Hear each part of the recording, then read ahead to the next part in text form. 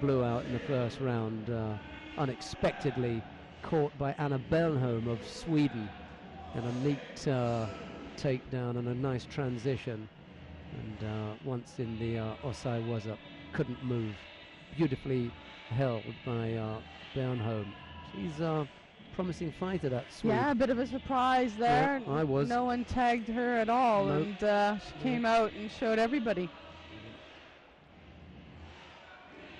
Into the arena comes Brazil's David Moura, and he faces Momose Masaru of Japan. Miranda and Quadros were up there relaxing before their next venture. I'm not sure where it is that they're going next, the two Brazilian girls. Training camp somewhere or back home. Maybe they just came out for this event, but no doubt we'll see them again soon. No, they're going to be back in Brazil for the World Team Championships, aren't That's they? right, and then on to Qingdao after that. Yeah, that's right, the Asia Tour. That's it. Busy, busy time. Moura in the white judogi, Momose in blue. Let's see what they have they got to offer up.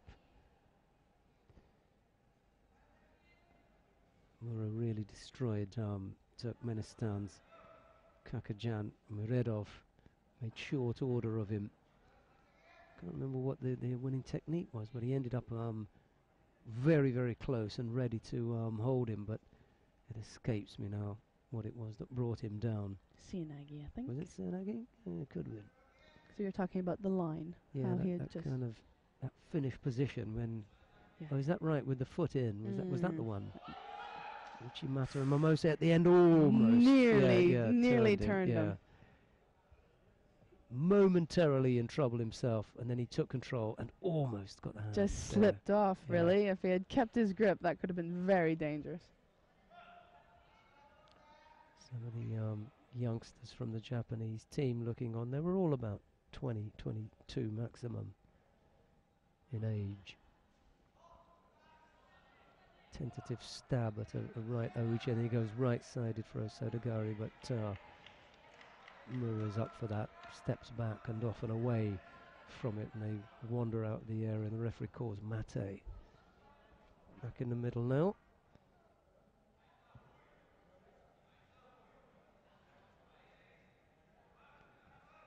Moura's got a kind of a tempo to his judo. He's a kind of a very square-on stance. Exactly, yeah.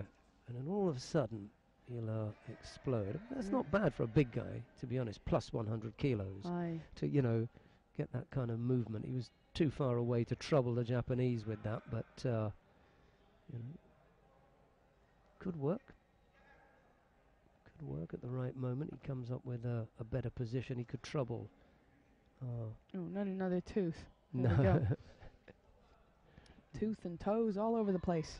Dentist is going to be doing a roaring trade after this. Oh, there goes the Ochigari again, yeah. It's not broke, why fix it?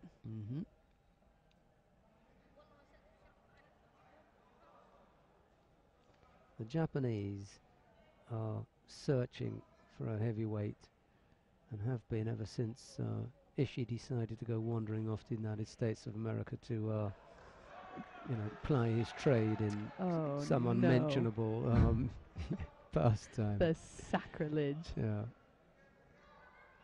Anyway, that didn't last long.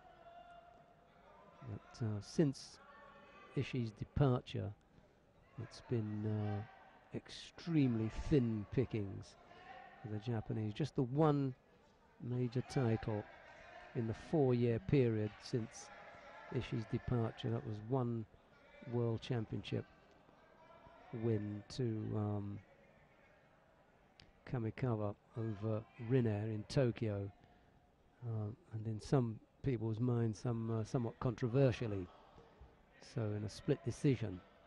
That's history now.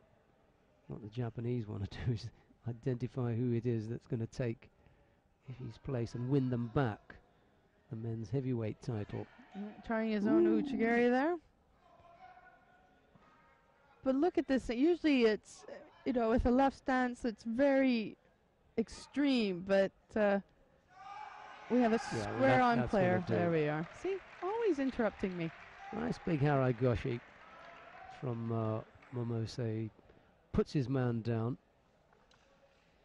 But always there. Do you know what I mean? It's standing square on, I'm going to throw. At any given point, left or right. Be afraid. Be very afraid.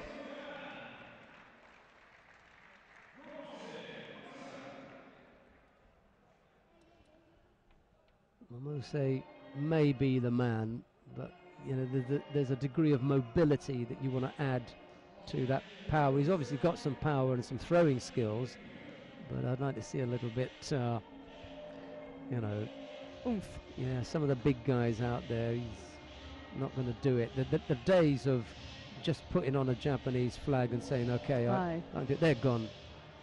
They're definitely, especially after London. You know, 1 out of 14 was what they came away with.